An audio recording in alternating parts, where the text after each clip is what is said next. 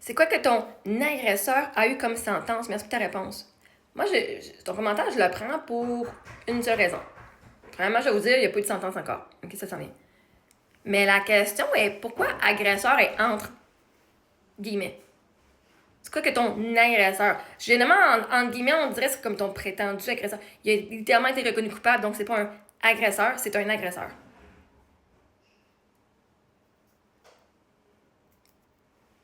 Je suis juste curieuse, pourquoi tu l'as mis genre entre guillemets, parce que ça vient comme enlever la lourdeur du mot. Comme si, ben, je te crois pas là. Ton soi-dit agresseur, il y a eu quoi là? Fait que là, moi, j'ai demandé à ChatGPT qu'est-ce que ça pourrait bien dire que quelqu'un mette le mot en parenthèse agresseur, OK? Avant de juger. Excellente observation et très pertinente. Lorsqu'une personne met des guillemets autour d'un mot comme agresseur, c'est rarement neutre. Voici ce que cela peut signifier selon le ton et le contexte. Doute ou remise en question. C'est la signification la plus fréquente. Mettre un mot entre guillemets dans ce contexte, c'est souvent une manière sarcastique ou sceptique de dire soi-disant agresseur ou ton prétendu agresseur. Moi, c'est le même, je l'ai pris. Okay. Autrement dit, la personne sous-entend qu'elle doute de la véracité de ton histoire ou de ta version des faits. C'est une forme de manipulation linguistique. Elle peut prétendre poser une question neutre, mais les guillemets glissent un jugement caché.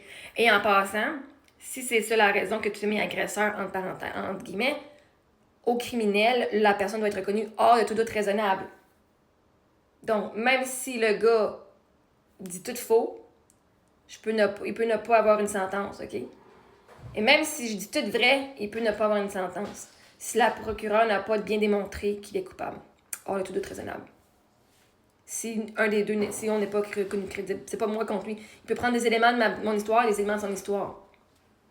Sauf que, vois-tu, toi qui n'es pas juge, qui n'a pas entendu tous les faits et qui n'a pas vu toutes les preuves en disant prétendant agresseur, si on va avec cette version-là, qui doute de la véracité, ben le juge qui a vu toutes les preuves, lui qui est formé là-dedans, n'a pas douté des preuves. Donc, on peut dire avec véracité que c'est un agresseur, qu'il a commis un acte d'agression sexuelle sur moi. À 100%, aucun hors de tout doute raisonnable. Fait que toi, tu doutes ou pas, le juge m'a cru, OK? Parce que c'était vrai. Désengagement émotionnel ou moquerie. Parfois, la personne ne veut pas assumer directement son opinion, alors elle met le mot à distance avec des guillemets. C'est comme dire, je répète ton mot, mais moi, je n'y crois pas vraiment. C'est une stratégie utilisée souvent dans les débats en ligne pour décrédibiliser sans avoir l'air d'attaquer frontalement. Encore une fois, hors de tout doute raisonnable. Alors que l'avocat de la défense a essayé d'enlever ma crédibilité en apportant tout plein d'éléments pour me discréditer, ça n'a pas marché son affaire. Exception possible, citation directe. Il y a de rares cas où quelqu'un utilise des guillemets simplement pour reprendre le mot que tu as employé sans mauvaise intention. Monsieur au sérieux, le ton global du message fait la différence. Et si la tournure de ton agresseur laisse entendre un jugement ou un doute plutôt qu'une neutralité. Je veux dire, c'est pas dur de dire c'est quoi ton agresseur a eu comme sentence. Faire non coupable, être verdict et la sentence, on va le savoir plus tard.